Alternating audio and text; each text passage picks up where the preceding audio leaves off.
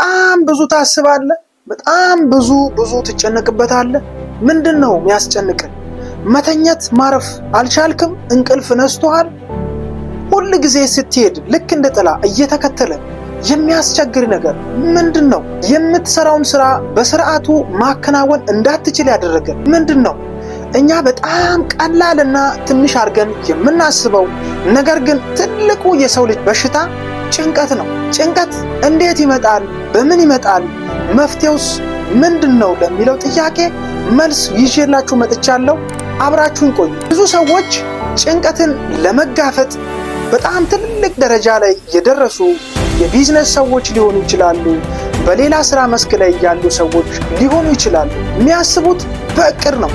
አንቺስ በእቅድ እናስባለን? ስለሚያስቡት ጉዳይ በጣም የሚያስጨንቃቸው ምናልባት የትዳር ጉዳይ ሊሆን ይችላል፣ የቢዝነስ ጉዳይ ሊሆን ይችላል፣ የሀገር ጉዳይ ሊሆን ይችላል።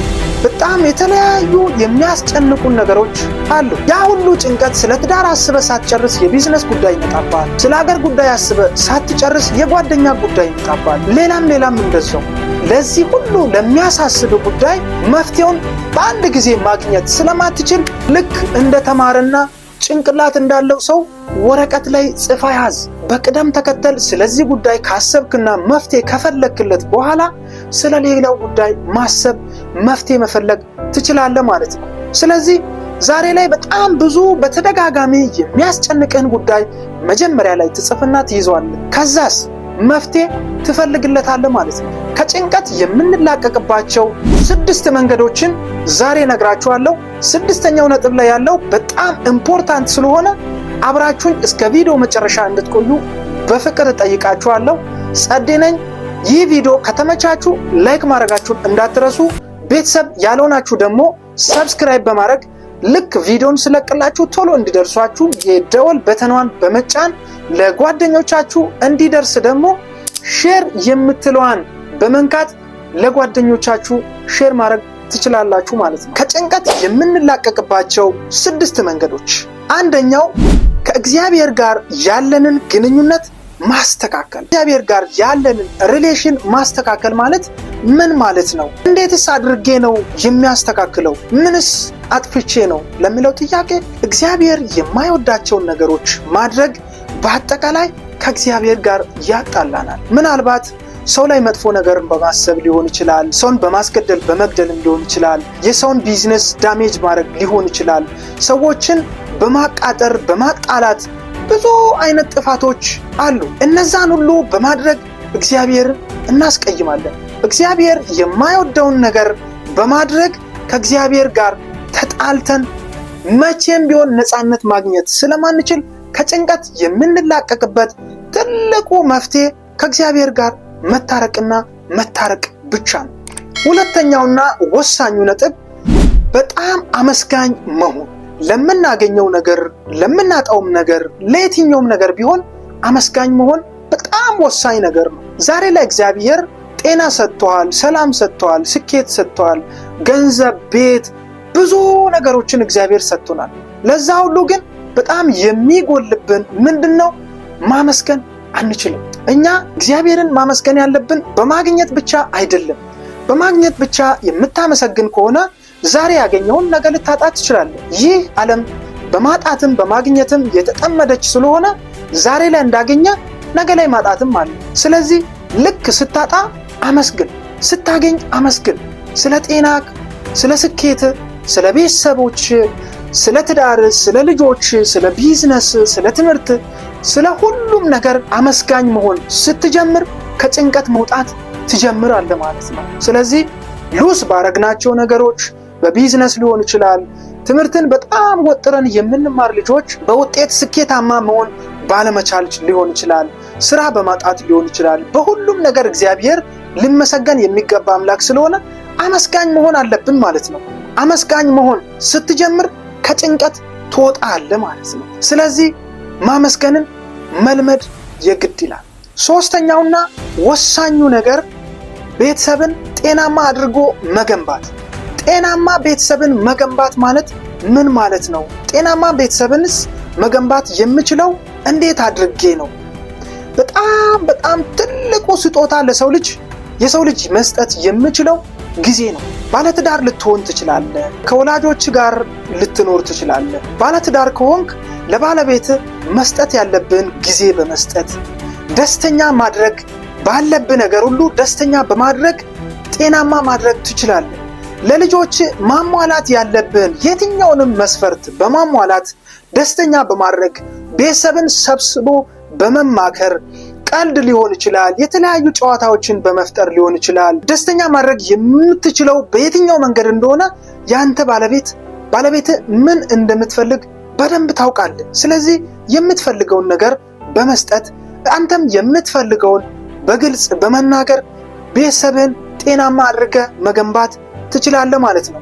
ልጆችን በመምከር በጣም ብዙ ነገሮችን በማስተማር ላይ መጥፎ ነገር ሊኖር ይችላል። ስለዚህ ጤናማ አድርጎ መገንባት የሚችለውን ጤናማ የሆኑ ትምህርቶችን በማስተማር ትክክለኛ የሆነን መንገድ በማሳየት ጤናማ ቤተሰብን መገንባት ይቻላል። ስለዚህ በጣም የሚያስጨንቅህ በትዳር ስትሆን ወጥተህ እስክትገባ ምናልባት ልጆቼ ወጥተው አስፋልት ላይ መኪና ላይ ገብተው ሊሆን ይችላሉ፣ ተርበው ሊሆን ይችላሉ።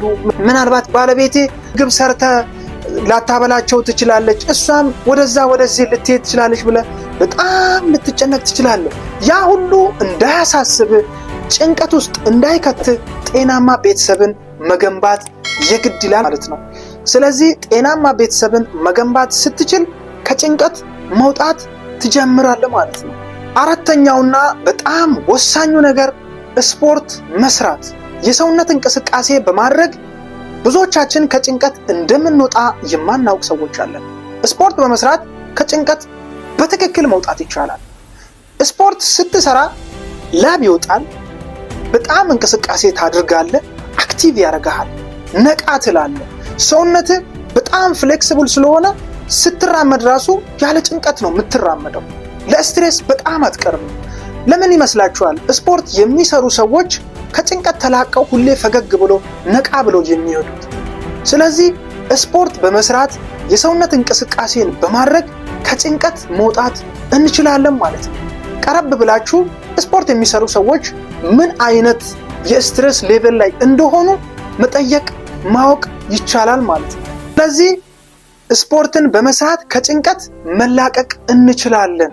አምስተኛው ለህልማችን መስራት። ለህልም መስራት ማለት ምን ማለት ነው? ትናንትና ልጅ ሆነ ያሰብከው ህልም ልታሳካው የምትፈልገው ነገር ሊኖር ይችላል። ያንን ደግሞ ዛሬ ላይ ስትሆን ብቃትህን አንተ መስራት ማሳካት የምትችለው ምን እንደሆነ የምታውቀው አንተ ነህ።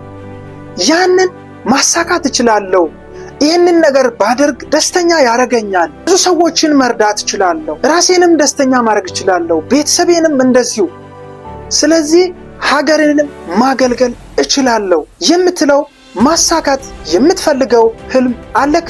ያንን ነገር በማሳካት ህልምህን ለማሳካት ጠንክረ በመስራት ከጭንቀት መውጣት ትችላለህ። ልክ መስራት ስትጀምር ስኬታማ እንደሆንክ ማሰብ ትጀምራለህ። ምክንያቱም የሰው ልጅ የሚደሰተው በስኬት ሳይሆን ለስኬት በሚጓዝበት ጉዞ ላይ ባለው ልፋት ነው፣ በሚያወጣው ላብ ነው። በዛ ቻሌንጅ ውስጥ በጣም ጭንቀት የሞላበት ሰው ከጭንቀት ውስጥ መላቀቅ ይችላል። ምክንያቱም የሚያደርገው ነገር የሚያደርስበትን ቦታ ያውቃል፣ እንደሚሳካለት ህልሙን እንደሚያሳካ ስለሚያውቅ ከጭንቀት መውጣት ይጀምራል ማለት ነው።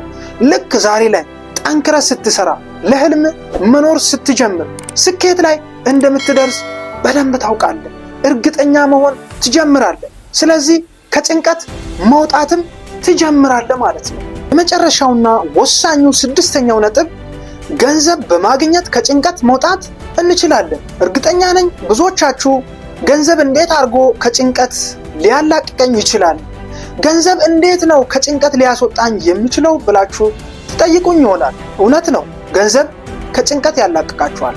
ምክንያቱም በገንዘብ ሳይሆን ከጭንቀት የምንወጣው በገንዘብ ከምናደርጋቸው ነገሮች አንጻር ከጭንቀት ልንላቀቅ እንችላለን። ቤት የምትሰራው በገንዘብ ነው፣ ልብስ የምትገዛው በገንዘብ ነው፣ ሰውን የምትረዳው በጉልበትም ሊሆን ይችላል፣ ግን በገንዘብም መርዳት ይቻላል። ስለዚህ በገንዘብ የምናደርጋቸው ነገሮች እኛን ከጭንቀት ውስጥ ሊያወጡን ይችላሉ። ጥንት ሰዎች ሲገባዩ የነበሩት በዲናር ነበር። በዚህ ዘመን ግን እኛ የምንደሰተው፣ የምንገባየው፣ ብዙ ነገሮችን የምንለዋወጠው፣ ምንገዛውን፣ ምንሸጠውን ሁሉንም ነገር የምናደርገው በገንዘብ ነው። ስለዚህ በገንዘብ ሰውን በመርዳት ከጭንቀት ልትወጣ ትችላለህ። በገንዘብ ማድረግ የምትፈልገውን ነገር በማድረግ ከጭንቀት ልትወጣ ትችላለህ። ገንዘብን ሜክ በማድረግና ብዙ ነገሮችን በገንዘብ መደረግ ያለባቸውን ነገሮችን በማድረግ ከጭንቀት ልትወጣ ትችላለህ። እንደውም ብዙዎቻችን በጣም የምንጨነቀው ገንዘብን በማጣታችን ነው። ገንዘብ ምንድን ነው? የምንጠቀምበት ወረቀት ነው። ግን ሊያስደስተን ከጭንቀት ሊያወጣን የሚችለው ደግሞ በገንዘብ የምናደርጋቸው ነገሮች ናቸው። ስለዚህ ገንዘብን ሜክ በማድረግ ከጭንቀት ልንወጣ እንችላለን ማለት ነው። በፕሮግራም በመስራት በፕሮግራም በመውጣት ገንዘብን በማግኘት እግዚአብሔርን በማስደሰት ጤናማ ቤተሰብን በመገንባት ስፖርት በመስራት ስለዚህ በዚህ ሁሉ ከጭንቀት መውጣት እንችላለን ማለት ነው።